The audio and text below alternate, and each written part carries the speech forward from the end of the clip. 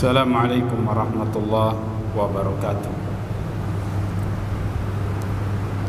Innal hamdalillah nahmaduhu wa nasta'inuhu wa nastaghfiruh wa na'udzu billahi min shururi anfusina wa min sayyiati a'malina.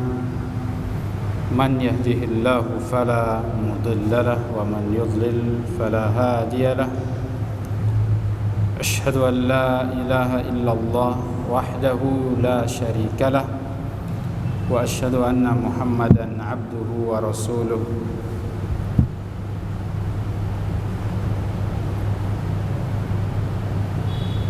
اللهم صل وسلم على نبينا وحبيبنا وشفيعنا محمد وعلى آله وأصحابه أجمعين. أما بعد. Puji syukur kita panjatkan kepada Allah Subhanahu wa taala.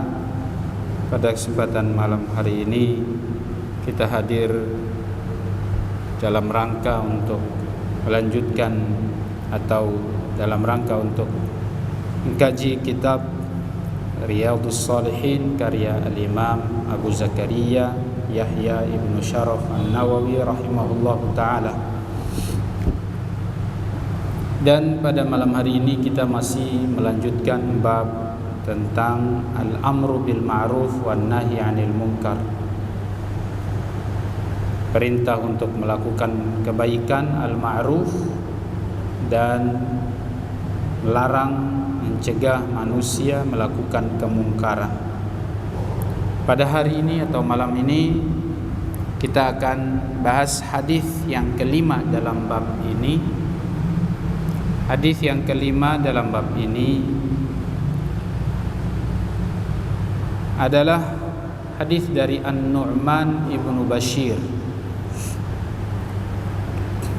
An-Nu'man ibnu Bashir, beliau adalah salah satu sahabat Nabi radhiyallahu anhu. Beliau wafat tahun 65 Hijriah. Beliau wafat tahun 65 Hijriah, di mana beliau radhiyallahu anhu adalah salah satu sahabat yang dulu pernah ditegur oleh Nabi ketika beliau membagi sebagian hartanya kepada sebagian anaknya dan yang lainnya tidak diberi. Maka Nabi bertanya, apakah engkau sudah beri untuk semua anakmu? Maksudnya adil dalam pemberian, semuanya diberi, tapi tentu sesuai kebutuhan, itu adalah adil. Maka Rasul sallallahu alaihi wasallam mengatakan, berikanlah kepada semua anakmu. Karena ternyata beliau tidak membagi kepada semua anaknya. Maka ditegur oleh Nabi. Dan ini adalah merupakan bentuk kasih sayang dari orang tua, yaitu membagi pemberian dengan merata. Artinya sesuai dengan masing-masing dengan kebutuhannya. Tidak harus 50-50. Tidak harus 50-50. Yang penting masing-masing mendapatkan sesuai kebutuhannya. Itulah keadilan. Nah, beliau An-Nu'man ibnu Bashir radhiyallahu anhu meriwayatkan hadis tentang al-amru bil ma'ruf wan nahyi 'anil munkar. Nabi sallallahu alaihi wasallam mengatakan, mathalul qa'im fi hududillah, orang yang senantiasa berdiri di atas batasan-batasan Allah, wal waqi' fiha,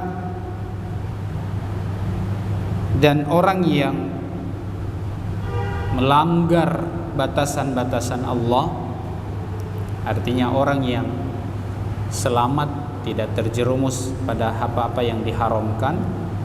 Dan orang yang terjerumus pada perkara-perkara haram ini, permisalannya seperti kamathali qaumin, permisalannya seperti sebagian orang atau suatu kaum istahamu ala safinah, mereka melakukan undian untuk bisa menempati posisi kapal.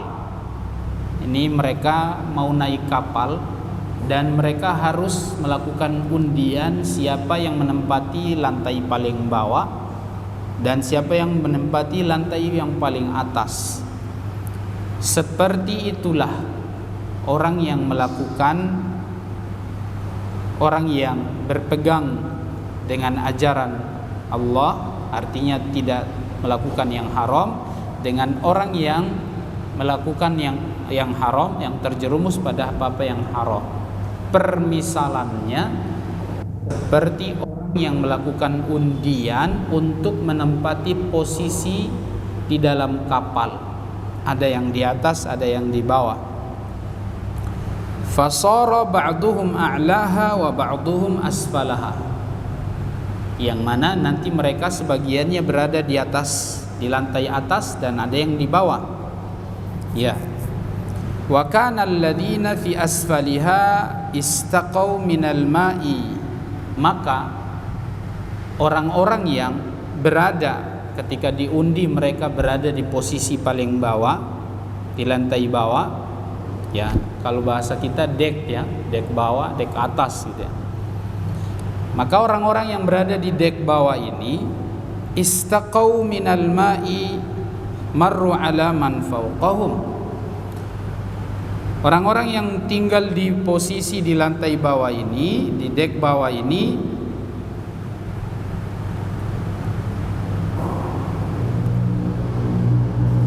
mereka mencari atau mereka mau minum air.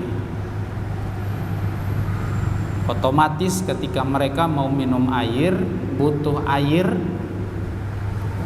Tentunya maksudnya ngambil air laut gitu ya. Mereka harus mereka harus keluar ke atas. Mereka harus berjalan keluar ke lantai yang paling atas atau dek paling atas.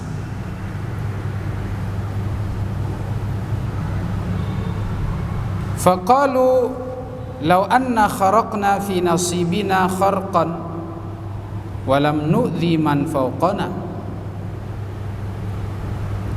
Maka orang yang di bawah ini punya usulan, bagaimana kalau kita lobangi aja yang bagian bawah ini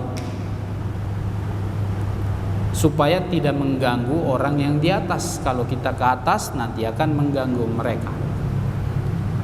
Maka mereka mengatakan kita lobangi saja itu yang bagian bawahnya, yang pas di dek bawahnya itu dilobangi langsung kena dapat air. Fa in tarakuhum wa ma aradu halaku jami'an. Maka kalau seandainya yang berada di lantai atas atau dek atas ini diam saja, membiarkan mereka yang di bawah melakukan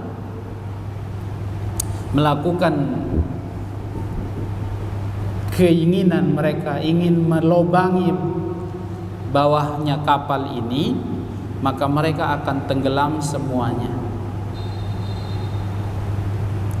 Wa in akhadhu ala aidihim najaw. Dan kalau mereka orang lantai di atas ini yang berada di dek atas ini bisa mencegah dengan tangan, bisa mencegah dengan kekuatan mereka, maka pasti semua yang ada di dalam kapal ini selamat. Najau wa najau jami'an, maka semuanya akan selamat. Hadis riwayat Imam Al-Bukhari. Hadis ini menggambarkan kepada kita tentang sikap kita ketika melihat kemungkaran. Ketika kita melihat kemungkaran, apakah kita mau mengingkari kemungkaran tersebut atau tidak. Ada kondisi yang memang harus dibutuhkan dicegah langsung dihentikan, tidak bisa diam, minimal ditegur, ya, minimal ditegur. Sekali lagi, ada kondisi kita harus mengingkari kemungkaran dengan dengan kekuatan. Kalau tidak, minimal pakai ucapan. Kalau cuman modal diam saja, ya artinya kita diam saja, maka mereka akan melakukannya. Artinya kita diam dan tidak meridhoi perbuatan mereka. Itu yang di dalam kapal tadi gambarannya. Misalnya antum di atas nih, ngelihat mereka di bawah lagi ngelobangin. Walaupun antum mengingkari tapi cuma dalam hati, ya, antum memang tidak menginginkan itu, antum ingkari di dalam hati. Apakah kira-kira kalau pengingkarannya dengan model mengingkari dalam hati ini akan membuat kita semua selamat? Antum gak bisa ngingkari pakai tangan, gak bisa pakai ucapan, mungkin ditegur, ya. Lalu antum mungkin dengan qalb, dengan hati saja, karena itu adalah selemah-lemahnya iman misalnya. Maka kalau seandainya antum biarkan seperti ini, kondisinya dibiarkan, orang-orang yang tadi melobangi kapal itu tidak dicegah, mereka akan lakukan, dilobangi terus. Dan kalau sudah ngelobangin, satu kapal tenggelam semua. Satu kapal tenggelam semua. Begitu juga kemungkaran ketika kita melihatnya, ada kondisi kita bisa mengingkari dengan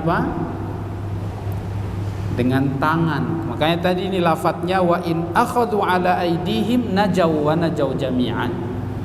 Kalau mereka bisa mencegahnya dengan tangan dan kekuatan mereka, orang yang satu kapal itu selamat semua. Tapi kalau dibiarkan, tenggelam semua. Semuanya tenggelam. Sudah bocor nih. Maka melihat kemungkaran itu harus dikondisikan. Kalau memang kita harus mengingkari dengan tangan, ya dengan tangan, atau minimal dengan nasihat, dengan teguran. Lakukan itu, halangi mereka. Jadi apa yang dipermisalkan oleh Rasul sallallahu alaihi wasallam di sini adalah gambaran tentang orang yang melihat kemungkaran, yang berada di atas jalan yang benar, dia melihat kemungkaran terjadi. Apakah dia biarkan begitu saja atau tidak? Kalau dia biarkan, apalagi tidak sama sekali hati tidak mengingkari, itu pasti semua akan celaka. Yang mana Allah mengatakan wattaqu fitnatan la tusibanna alladhina zalamu minkum khassah. Surat Al-Anfal ayat 25. Jangan, ya, takutlah kalian dengan fitnah, musibah, bencana yang akan menimpa semua kalian, dan tidak khusus kepada orang yang berbuat kesalahan atau kezaliman saja. Tidak hanya orang yang berbuat kezaliman saja. Maka kemungkaran itu harus dijauhi, harus ditinggalkan. Jangan kita biarkan kalau kita melihat kemungkaran itu dilakukan. Nah, dan Nabi SAW sudah memberikan tahapan-tahapan untuk mengingkari kemungkaran. Kalau bisa dengan tangan, kalau nggak bisa dengan lisan, kalau nggak bisa dengan hati, itu minimal, ya. Minimal itu dengan hati. Tapi tentunya insya Allah nasihat itu adalah bentuk pengingkaran yang paling baik. Mengingkari seseorang dengan nasihat ketika dia melakukan kemungkaran itu adalah jalan yang paling baik. Cuman nasihat doang kok, kita nggak ngapa-ngapain. Nasihati orang yang berbuat kemungkaran, niscaya itu adalah kebaikan yang paling luar biasa. Maka jamaah yang dimuliakan Allah Subhanahu wa taala, Allah akan melihat siapa di antara kita yang memang benar-benar berusaha untuk mengingkari kemungkaran. Ya, hati masing-masing orang tidak ada yang tahu, hanya Allah yang tahu. Apakah ketika kita membiarkan orang melakukan kemungkaran, apakah karena dengan ridho hati atau kita benci di dalam hati? Apakah dengan ridho hati ataukah dengan benci dalam hati? Kalau minimal dia membencinya, maka insya Allah dia akan selamat. Ya. Tapi permisalan yang dimisalkan oleh Rasulullah tadi itu memang mau tidak mau, kalau di atas kapal itu dibiarin, tenggelam semua pasti. Tenggelam semua. Itu akibat orang membiarkan kemungkaran. Itu permisalannya sederhana. Jadi jangan dibiarin kalau kita mau selamat semua, tidak mau tenggelam. Harus dilawan, harus ditahan.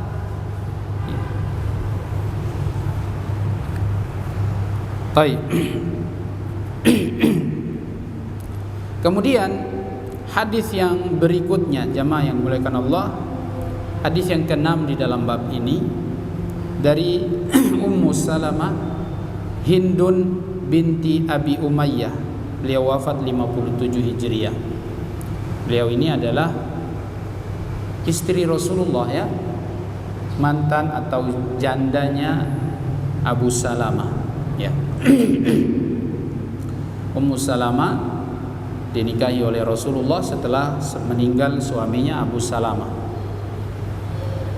Nah, beliau meriwayatkan, Ummu Salamah, yaitu namanya Hindun, wafat tahun 57 Hijriah. Beliau meriwayatkan dari Nabi SAW. Nabi bersabda, "Innahu yusta'malu alaikum umara fata'rifuna wa tunkirun."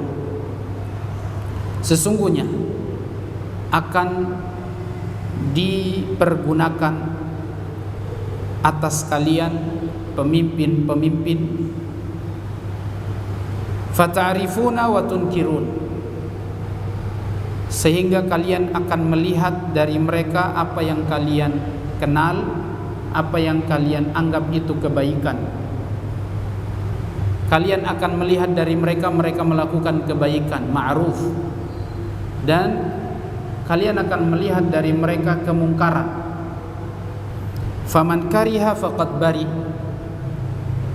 maka barang siapa yang membencinya dengan hati, kata Syekh Al-Utsaimin, barang siapa yang membencinya dengan hati, membenci kemungkaran tersebut, faqad bari'ah, maka dia sudah minimal berlepas dari kezaliman atau kemungkaran yang dilakukan saat itu.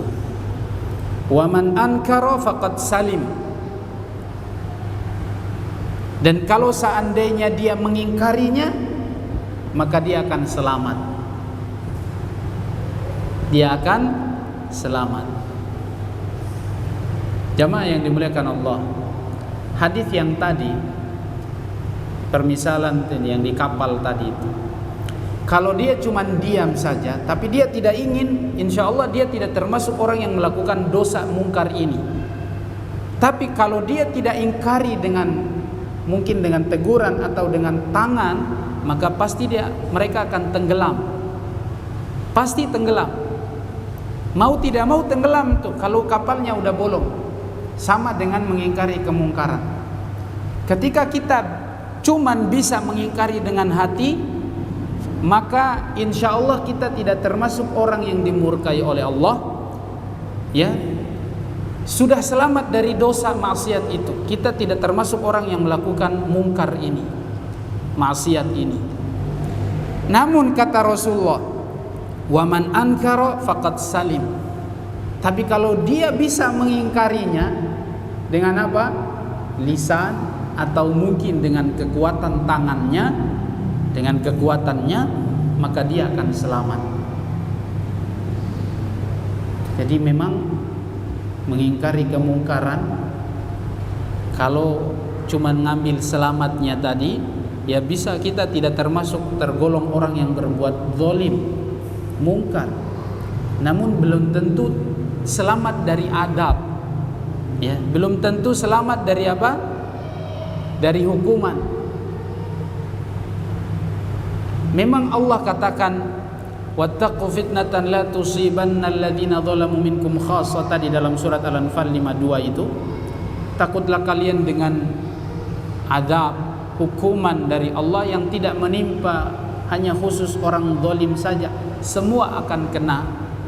Namun terkenanya hukuman dari Allah ini bukan berarti karena kita melakukan dosa kemungkaran ini, tapi memang akan kena. Cuman kena dampaknya saja, terkena dampaknya.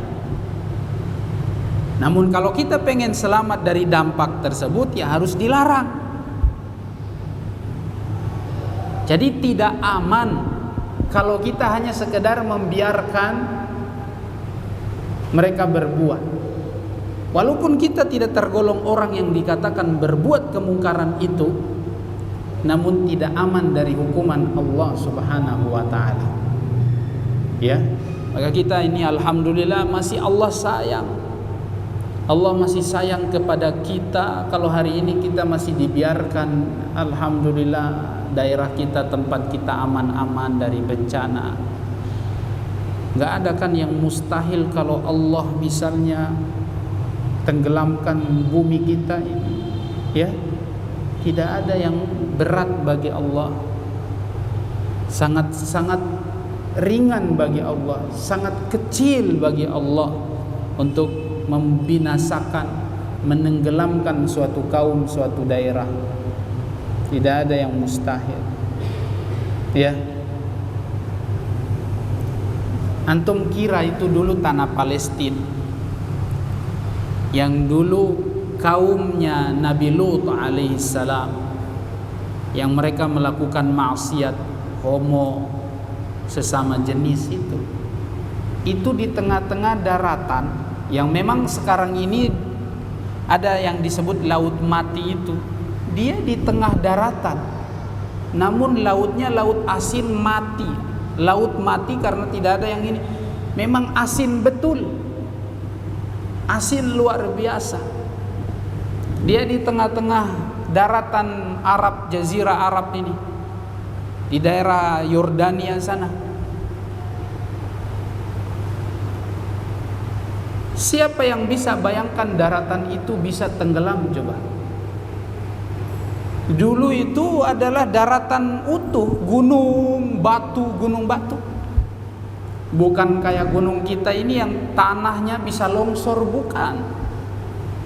Mungkin orang akan berpikir, oh kan tanah ini, kalau daratan Jazirah Arab itu batu semua, batunya kokoh lagi, dihancurkan pakai mesin penghancur batu itu saja, diketok-ketok pakai palu-palu besar itu, pakai mesin itu saja sudah sangat payah, sangat susah dipecahkan. Apalagi kalau cuman goyangan sedikit, gak akan runtuh, gak akan jatuh itu batu. Siapa yang bisa pikir kalau nanti daerah tempat kaumnya Nabi Lut itu diangkat tinggi-tinggi, baru dibalik, baru turun ke bawah. Ya. Waja'alna 'aliyaha safilaha. Itu yang bagian bawahnya diangkat ke atas, baru dibalik begini, baru ke bawah. Na'udzubillah. Karena kemungkaran homo itu, homonya naudzubillah. Kalau di masa kita sekarang ini homonya ada, ya, zinanya ada, khamrnya ada, judinya ada, ribanya ada, pembunuhan, perampokan, semua dosa ada.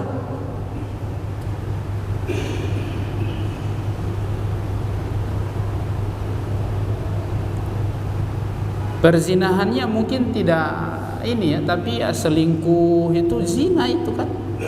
Selingkuh. Laki orang bini orang. Laki orang milikku, bini orang milikku juga. Nah, itu.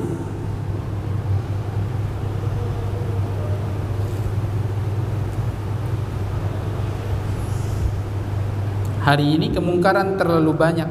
Dan kemungkaran yang paling besar itu sekali lagi adalah apa? Dosa syirik. Allah paling murka sekali itu kalau syirik. Dosa paling besar di muka bumi ini itu syirik, kufur. Itu paling besar dan paling buat Allah murka itu. Ya. Kalau seandainya itu tadi hukuman orang homo saja, naudzubillah. Makanya dalam syariat Nabi Muhammad ini, ketika ada orang yang melakukan liwat, homo itu, hukumannya adalah dilempar hidup-hidup dari tempat paling tinggi di daerah itu. Ya, misalnya di Ternate sini, mana tempat yang paling tinggi? Kalau ada orang yang homo begitu, lempar dia hidup-hidup dari situ. Ngeri.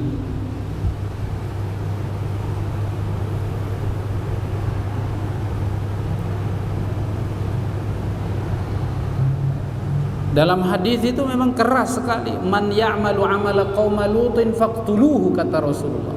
Siapa yang melakukan perbuatan luti, homo, bunuh dia.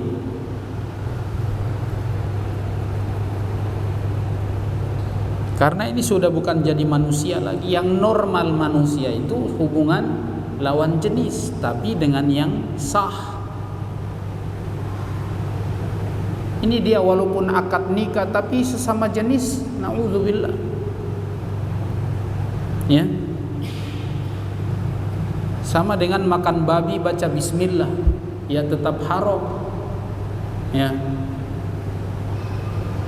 Makan babi baca bismillah, minum khamr baca bismillah, ya haram lah.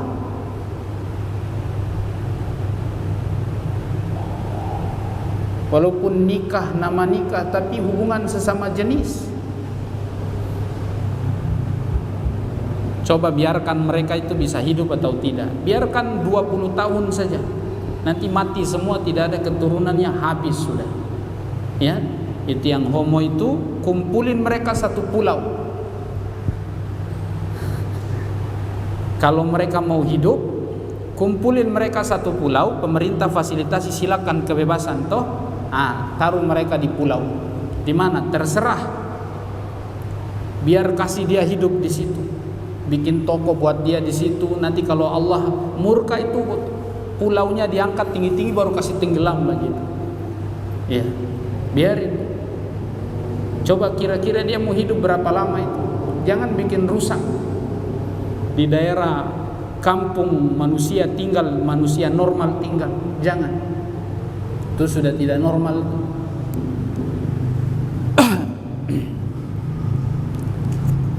Ya, saya angkat contoh ini karena memang ini, ya, kita tidak ada masalah ya sebutin contoh ini karena memang masih banyak orang-orang yang punya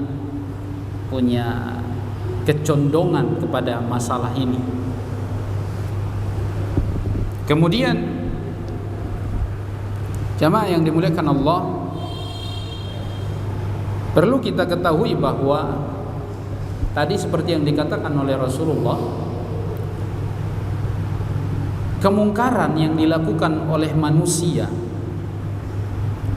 jika memang satu kampung, satu daerah tersebut melegalkannya, apalagi mungkin, mohon maaf, pemerintahnya melegalkannya, itu hati-hati, kembali kepada pembahasan kita kemarin di kitab Tauhid.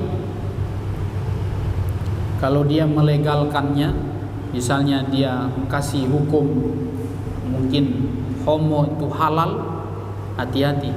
Tapi belum ada aturan begitu ya. Di negara kita sudah ada aturan begitu, homo halal. Nah, kalau ini dihalalkan bahaya. Ya, jangan sampai dihalalkan. Kalau ada penguasa yang menghalalkan nih, hati-hati nih, kita hancur sudah. Bisa nanti kayak kaumnya Nabi Lut itu. Na'udzubillah. Jadi kalau ada kaum, ada satu daerah dibiarkan, apalagi penguasanya mendukungnya, itu hati-hati, kemungkaran itu bisa menjadi petaka buat manusia di situ. Tapi yang jelas minimal kita sudah benci dengan hati. Kalau bisa mengingkari, aman, selamat kata Rasulullah. Wa man ankaraha salima. Jadi harus diingkari. Orang yang melakukan kezaliman ditahan, yang melakukan dosa mungkar ditahan, jangan dibiarkan. Walakin man radiya wa taba'a. Kata Rasul sallallahu alaihi wasallam, adapun orang yang ridho, dia ridho, ini sudah bahaya. Rasulullah mengatakan dalam hadis, innan nasa idza ra'au al-munkara falam yughayyiruhu aw syaka an ya'ummahumullahu bi'iqabihi. Manusia kalau melihat kemungkaran tapi dia tidak merubahnya, tidak mengingkarinya, malah dia ridho, maka Allah akan Allah akan timpakan iqab, hukuman seluruhnya kepada orang yang ada di situ. Jadi semuanya bisa hancur. Kalau dia ridho, bahaya itu. Wa taba'ah, dan juga kalau dia juga ikut-ikutan berbuat, ini bahaya. Qalu ya Rasulullah, ala nuqatilahum aw nuqatiluhum? Ya Rasulullah, kalau seandainya penguasanya model begini, dia ridho dan dia mungkin dia ridho dan dia ikuti, kira-kira penguasa seperti ini diapakan ya Rasulullah? Dibunuh, mohon maaf, diperangi atau tidak? Qala la, kata Rasulullah, tidak. Ma aqamu fikumus sholata, selama mereka masih sholat. Jadi ini bukan mereka yang bikin hukumnya ya. Ada orang buat kemungkaran tapi pemerintahnya juga ya lemah juga, jadi cuma ikut-ikutan. Akhirnya kemungkaran begitu merajalela, adem ayem dibiarkan. Maka kata Rasulullah ketika ditanya orang-orang penguasa model begini, diapakan ya Rasulullah? Kalau kita lihat yang seperti ini mungkar, kata Rasulullah, jangan diapa-apain, jangan diperangi, jangan dibunuh ya. Tapi tentu ada hadis yang lain dijelaskan tentang masalah orang seperti ini atau penguasa yang model begini, adalah dengan cara dinasehati. Ya, kata Rasulullah, innakum satarawna atharah wa umuran tunkirunaha. Kalian akan melihat penguasa-penguasa yang hanya nepotisme, mementingkan diri mereka. Kalian lihat kemungkaran merajalela. Ketika model seperti ini, kata para sahabat, bagaimana ya Rasulullah wasiat engkau untuk kami? Kata Rasulullah, mintalah kepada Allah, taati apa yang kalian menjadi wajib taat kepada penguasa. Jadi taat dalam artian di sini tidak melakukan pemberontakan, itu sudah taat. Tidak melakukan pemberontakan itu sudah melakukan ketaatan kepada penguasa. Taat dan hanya minta kepada Allah. Minta kepada Allah. Jangan tuntut penguasanya. Sudah kalau memang dia zalim, kata Rasul sallallahu alaihi wasallam, wa in akhadha malak wa in daraba dhahrak, dia ambil hartamu, dia pukul punggungmu, dia cambuk dirimu, pokoknya sabar. Isma' wa ati', tasma' wa tuti', dengarin, taati saja. Artinya taat di sini tidak boleh bikin keributan. Ya, tidak boleh bikin keributan. Masya Allah, kayaknya berat ini kondisi yang seperti ini ya. Makanya harus, kata Rasulullah, sabar, dengarin, sabar, taati saja. Ya, selama kita tidak ikut-ikutan berbuat maksiat, taati penguasa yang tadi ini bukan berarti ketika dia suruh bikin mungkar, dia suruh bikin maksiat lalu kita ikut, bukan. Bukan menaati dia dalam melakukan maksiat. Nabi mengatakan la ta'ata li makhluqin fi ma'siyatil khaliq. Tidak boleh taat kepada makhluk siapapun dia. Namanya dia makhluk, pokoknya masih nama makhluk, jangan taati kalau buat maksiat. Ya, selama dia makhluk, mau dia raja, mau dia siapapun, dia makhluk, bukan Tuhan ya. Selama dia bukan Tuhan, bukan Allah, jangan taat kalau suruh kita bermaksiat. Nah, taati penguasa di sini itu Rasulullah maksudkan adalah jangan bikin pemberontakan, ya, jangan menghina dia, sampai menghina pun tidak boleh. Nabi bilang man ahana sultan ahanahullah. Hadis riwayat Muslim. Siapa yang menghinamu penguasa, Allah hinakan dia. Yang menghina penguasa, Allah hinakan dia. Maka cukup dengan sabar, doakan dia, doakan yang baik-baik, siapapun dia penguasanya. Karena Rasulullah mengatakan ini sultan itu umum, sultannya yang sultan penguasa besarnya atau penguasa-penguasa di setiap daerahnya, tetap kita doakan yang terbaik. Jangan doakan yang buruk-buruk, ya, karena dia tetap penguasa. Dia tetap penguasa.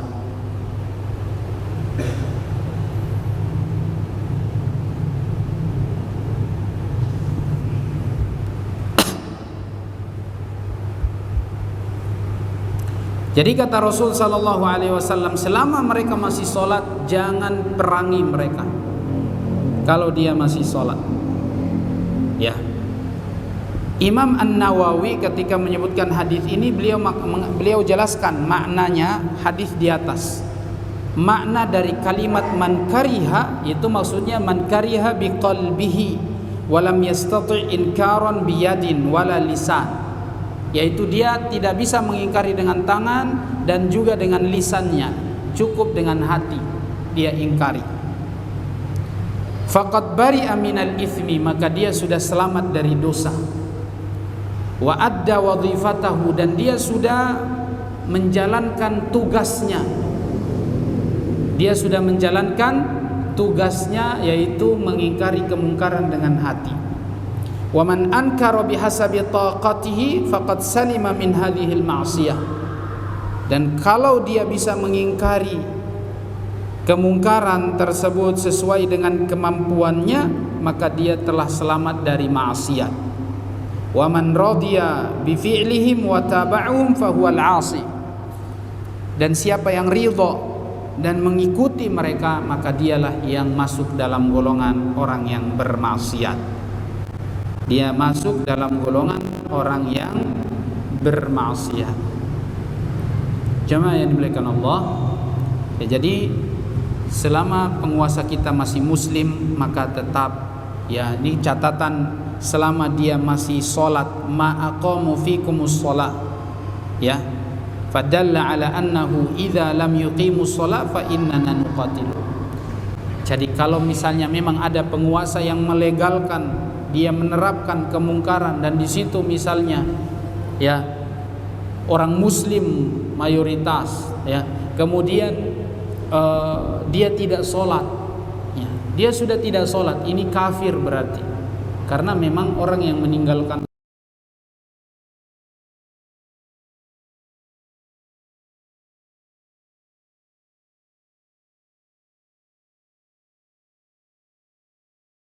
Karena kekufuran itu adalah kalau dia sampai meninggalkan sholat, dan di situ Nabi tidak bilang apakah karena dia malas, walaupun tentunya sebagian ulama menjelaskan kalau memang cuma malas saja, atau karena ada hawa nafsu ya duniawi yang sehingga kemudian dia meninggalkan sholat, maka mungkin yang itu masih tidak masalah ya, dia masih selamat. Walaupun lebih aman, lebih selamat adalah tidak boleh meninggalkan sholat dengan alasan apapun.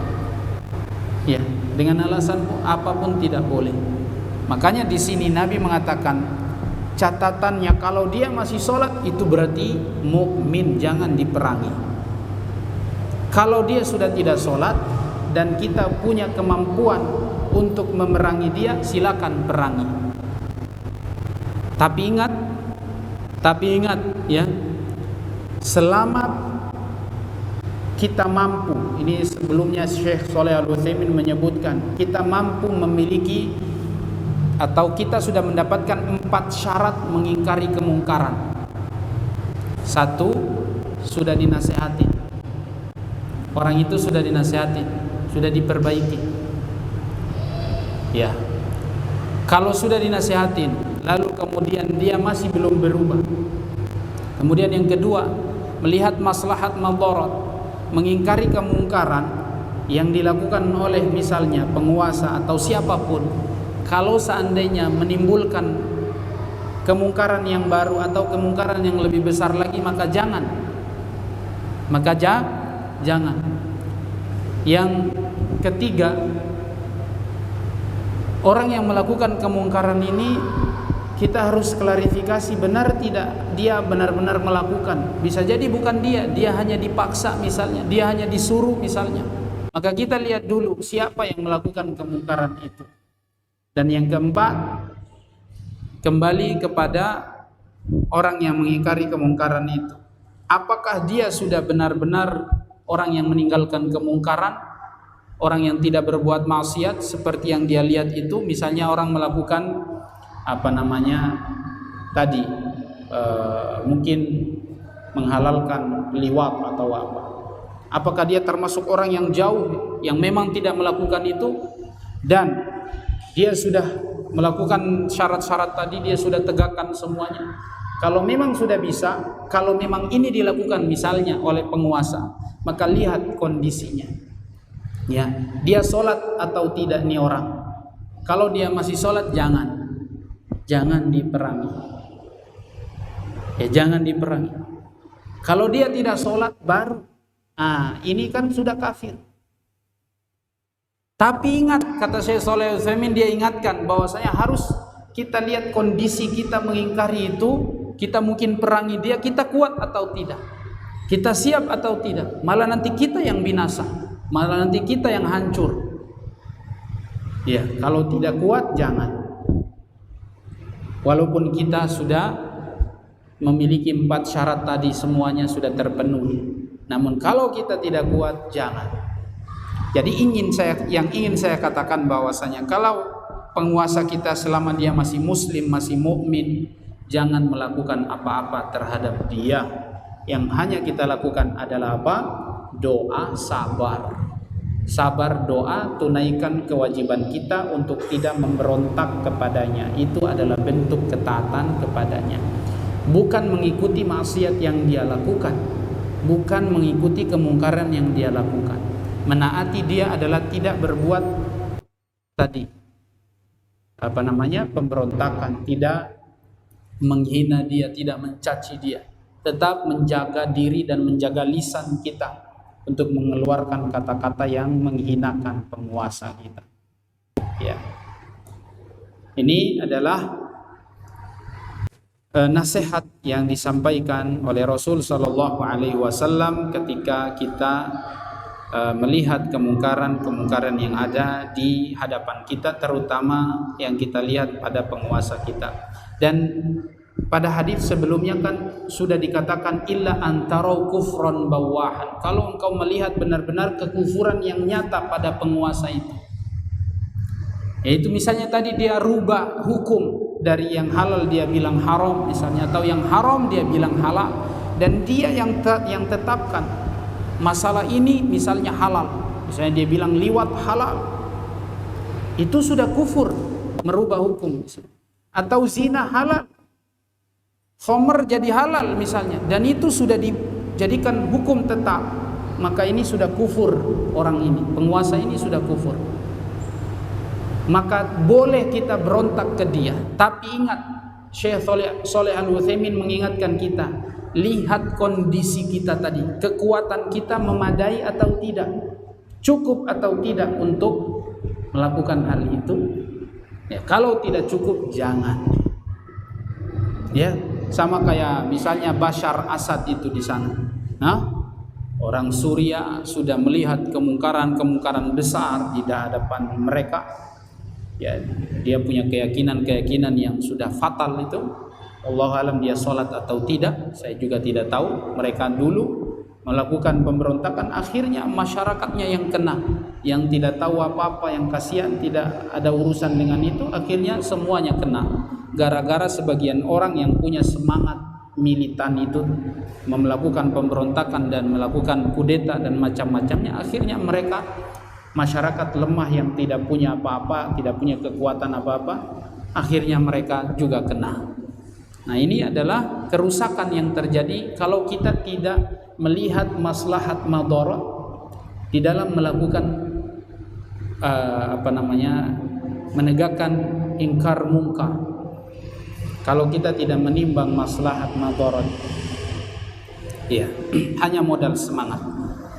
Baik.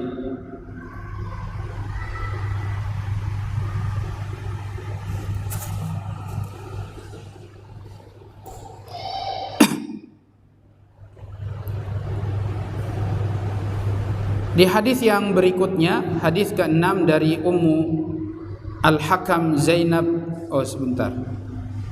Ummul Hakam Zainab binti Jahsh,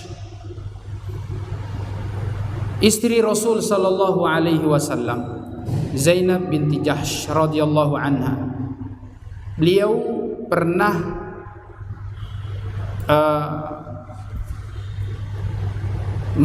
melihat Rasulullah masuk. Artinya dia Rasulullah mendatangi Zainab binti Jahsh far'an, yaqulu la ilaha illallah, dalam keadaan fazi'an.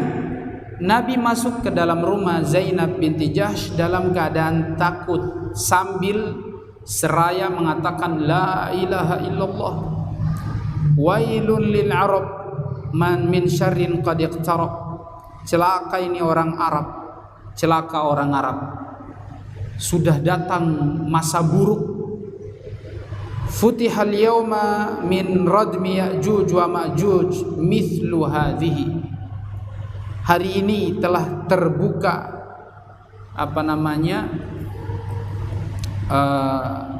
bendungan Ya'juj Ma'juj mithlu hadhihi. Lalu wa halaqa bi asbu'ihi al-ibham wallati taliha. Nabi mengatakan bendungan Ya'juj Ma'juj itu sudah terbuka seperti ini, kata beliau. Artinya bentar lagi ini akhir zaman, fitnah akhir zaman akan datang. Faqultu ya Rasulullah, lalu saya katakan, anahliku wa fina salihun, ya Rasulullah, apakah kita juga akan ikut celaka, binasa, sementara di tengah kita ini atau di tengah-tengah masyarakat ini ada orang-orang soleh? Maksudnya di umat ini ada orang soleh, apakah kita juga ikut celaka? Qala na'am idza kathural khabath, ya, kita juga ikut celaka kalau sudah terjadi banyak kemungkaran dan maksiat. Maka lagi-lagi maksiat kemungkaran yang terjadi di masyarakat kita ini, di zaman kita ini sudah bermacam-macam. Sudah banyak kemungkaran, zinanya, khamrnya, judinya, mencuri, merampok, pembunuhan, ya, tadi liwat itu, homo. Na'udzubillah. Semuanya kalau sudah terjadi tidak ada yang selamat. Idza kathural khabath, mau orang soleh sekalipun ada di situ dia juga akan kena. Ya, antum semua, ya kita semua ini bisa merasakan, kita bisa melihat kondisi masyarakat kita hari ini. Mereka, ya, ada sebagiannya anak dia di rumahnya dia, anaknya dia dibiarin saja pacaran, anaknya dia dibiarin, yang putrinya dibiarin begitu, ya, dibiarin jalan bareng dengan laki-laki, ya, jalan bareng dengan laki-laki. Bahkan orang tuanya mencarikan pacarnya buat nanti, ya, pacaran dan jalan bareng. A'udzubillahi min dzalik. Allah, ini kemungkaran. Itu tolong menolong dalam dosa dan maksiat. Orang tua juga begitu. Malah dia bangga kalau anaknya, putrinya punya pacar laki-laki ini, jalan bareng dengan laki-laki. Begitu juga anak laki-lakinya, dia suruh cari pacar sana. Udah hari gini gak punya pacar, katanya begitu. Mana laki-laki lu, gitu ya? Ente laki apa bencong, gitu ya? Na'udzubillah. Ya, justru kesucian diri seorang laki-laki atau seorang muslimah menjaga diri dari maksiat itu dibilang terbelakang, jadi tidak berkemajuan. Na'udzubillah. Ya, ini penyebab kehancuran dari rumah kita semuanya sudah melakukan seperti ini. Bagaimana kita mau mengharapkan kebaikan generasi kita ini? Ya. Bagaimana mau kita harapkan generasi kita jadi baik kalau dari yang seperti ini saja kita orang tua tidak tahu kalau itu dosa maksiat, mengundang bencana di dalam rumah tangga kita. Na'udzubillah. Bapaknya tidak sholat, ibunya tidak pakai jilbab. Begini kata umat, begini Anda mengatakan umatnya Nabi, umatnya Rasulullah. Hah? Allah, jauh.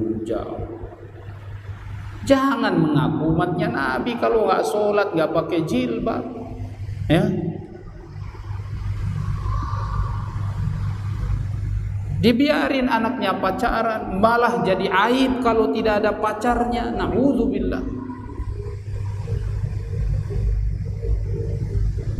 Baru mengaku cinta Nabi, aduh, baru tambah bikin amalan-amalan yang tidak ada contoh nada dari Nabi.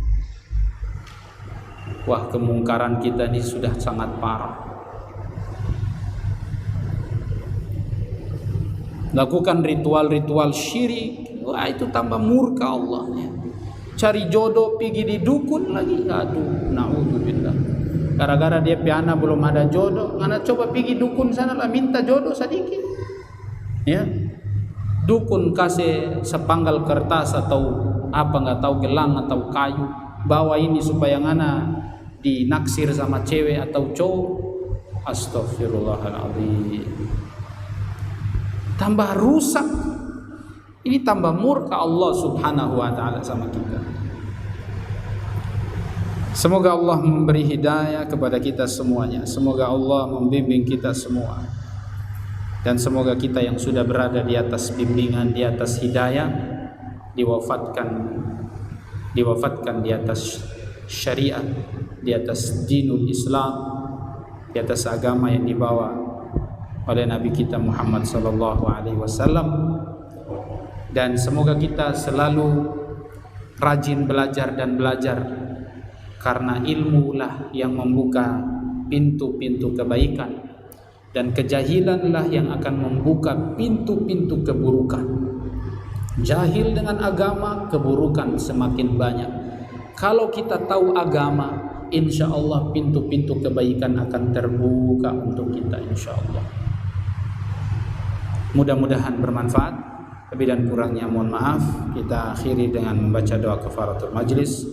Subhanakallahumma wa bihamdik, asyhadu an la ilaha illa anta, astaghfiruka wa atubu ilaik. Assalamualaikum warahmatullahi wabarakatuh.